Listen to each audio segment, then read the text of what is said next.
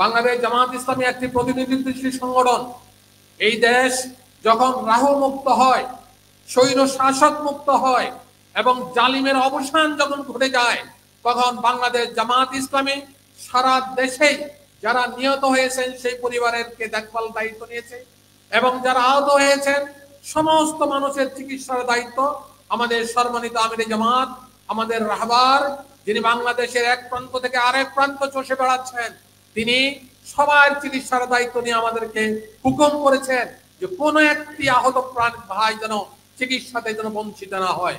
আমরা দোয়া করি ওনার জন্য এবং বাংলাদেশ জামাত ইসলামীকে আমরা এই কাজে অগ্রণী ভূমিকা পালন জানার জন্য আমরা আহ্বান জানাই।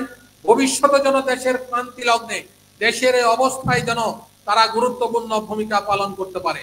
একটাই অনুরোধ আপনাদের প্রতি, আমরা নিষ্পেষিত হয়েছি, আমরা নির্যাতিত হয়েছি, আমাদের রাহবাররা নিঃসংকোচে নির্দ্বিধায় জীবন দিয়েছে, কোনো প্রশ্ন করে নাই, কারো কাছে মাথা নত করে নাই।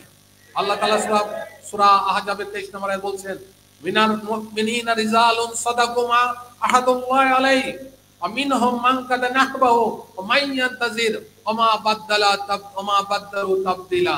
মুমিনদের মাঝে তারা তাদের ওয়াদা রক্ষা করেছে, তারা আল্লাহর সাথে কৃত ওয়াদা রক্ষা করেছে, তারা শাহাদাত বরণ করেছে, তারা শাহাদাতের অপেক্ষায় আছে, কিন্তু আপোস তারা করেনি।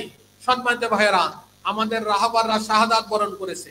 এখন এটিএম মাযহারুল ইসলাম কারাগারে ইন্তজার করছেন। আমরা আশা করব ইনশাআল্লাহ এই সরকার অচিরেই ওনাকে মুক্তি দিবেন এবং আমরা সেই প্রচেষ্টা অব্যাহত আছে।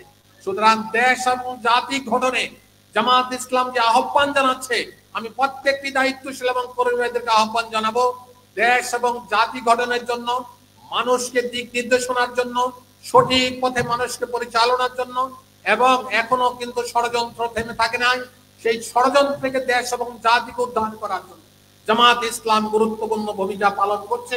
জামাত ইসলাম ভবিষ্যতে গুরুত্বপূর্ণ ভূমিকা পালন করবে। এই উদাত্ত আহ্বান জানিয়ে আমি আমার সংক্ষিপ্ত বক্তব্য শেষ করছি। আসসালামু আলাইকুম ওয়া রাহমাতুল্লাহি ওয়া বারাকাতুহু।